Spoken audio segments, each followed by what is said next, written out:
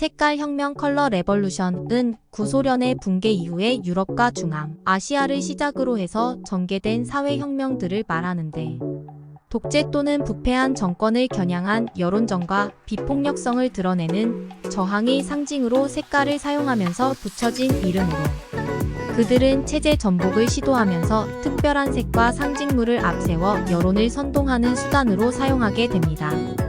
중국 공산당이나 북한은 주로 빨간색을 선동에 사용하듯이 홍콩은 노란색을 사용했으며 우리나라에서도 세월호를 빙자해서 노란색을 사용한 전례가 있습니다. 공산국가나 독재국가에서만 일어나는 것이 아니고 기존 체제 전복을 시도하는 무리들이 사용하는데 색깔이나 꽃 등을 내세워서 동조 세력을 규합하고 조종하는 목적으로 사용됩니다.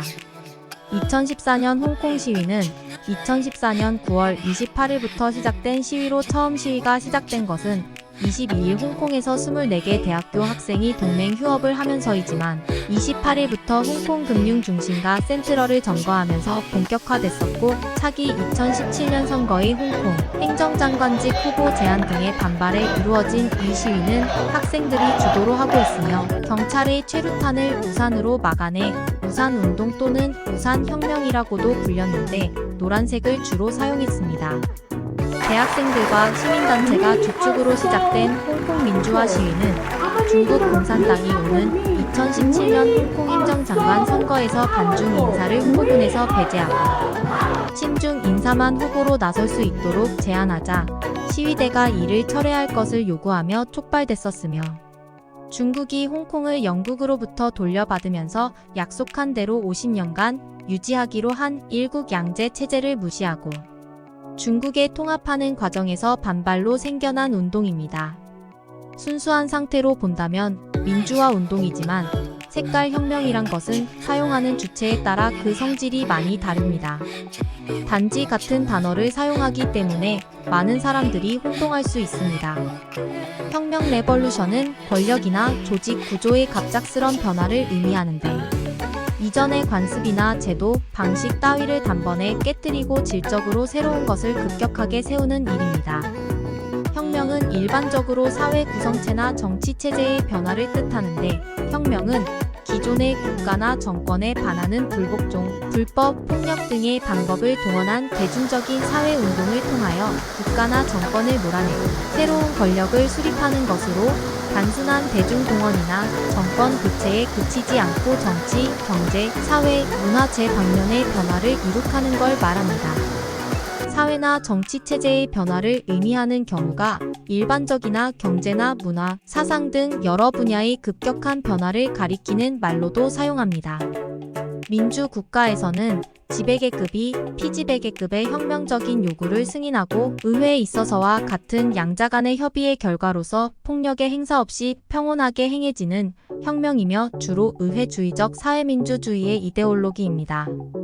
정치학에서 혁명은 권력의 급작스러운 교체를 뜻하는데 그러나 민중의 참여로 권력의 근간 자체를 바꾼다는 점에서 일부 집단의 무력에 의해 이루어지는 정변이 쿠데타와 구별됩니다. 419 혁명은 1960년 4월 19일 대한민국 제1공화국 자유당 정권이 이기붕을 부통령으로 당선시키기 위한 개표 조작을 하자 이에 반발하여 부정선거 무효와 재선거를 주장하는 학생들의 시위에서 비롯하여 전국의 대규모 시민에게 확대된 반독재 투쟁이자 혁명으로 315부정 선거의 무효와 재선거를 주장하던 315마산 내거에 참여한 1960년 전라북도 남원 금지중학교를 졸업하여 마산상업고등학교에 입학한 지 얼마 안 된 학생 김주열이 실종된 지 27일 후인 4월 11일 아침 마산 중앙부두 앞바다에서 왼쪽 눈에 경찰이 쏜 최루탄이 박힌 채 시신으로 떠오른 것이 부산일보를 통해 보도되면서 시위는 전국적으로 퍼지며 격화되었으며 4월 19일 경찰이 대통령 관저인 경무대로 몰려드는 시위대를 향해 발포하였고 발포 이후 시위대는 무장하여 경찰과 총격전을 벌이며 맞섰는데 전국민적 저항과 군지휘부의 무력동원 거부에 봉착한 대통령 이승만이 4월 26일 하야를 발표함으로써 이승만의 자유당 정권은 몰락하였고, 이 혁명의 결과로 과도 정부를 거쳐 6월 15일 6.15 개헌의 제2공화국이 출범하였습니다. 우리나라에서는 포스트 모더니스트들과 PC주의자들과 결탁한 좌파 세력들이 해난 사고로 발생한 세월호 학생들의 죽음을 이용한 조작 선동질을 하는데 사용한 경우로, 그때 노란색과 리본을 도구로 사용한 경우입니다. 그래서 문재인 좌파 정권이 탄생하게 된 것이고, 지금 이런 적폐 정권의 폐단을 낳게 된 것입니다. 이때 깃발이 아니고 리본이 사용된 것은 좌파 정권이 그렇게 정치적으로 자기들의 반대되는 사람들을 친일파로 몰면서 일제항쟁을 주둥이 까지만, 그 리본이 쪽발이 놈들의 잔재라는 걸 망각하고 이용한 미친 놈들일 뿐입니다. 그들의 논리대로 하면 그들은 결국 빨갱이 하수인에 불과할 뿐입니다.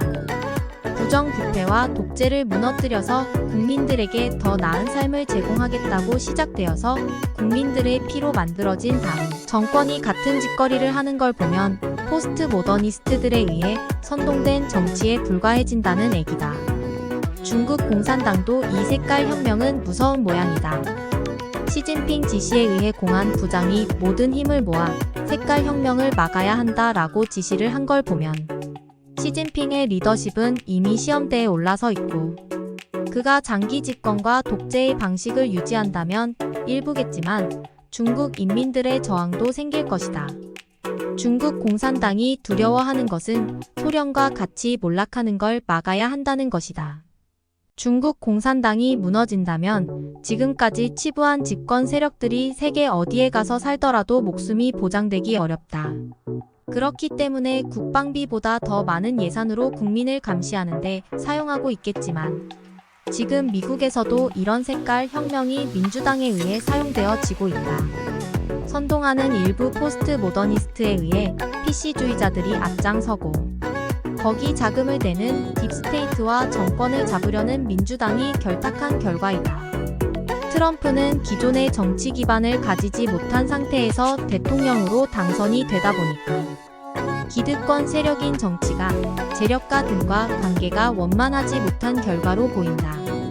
동유럽과 중동에서 시작된 색깔 혁명의 결과가 좋았더라면 세계가 조금은 더 나아졌을 건데, 결국은 정권을 잡게 되면 인간이란 속물들은 그 근성이 더러워지는 것이 변하지 않나 보다.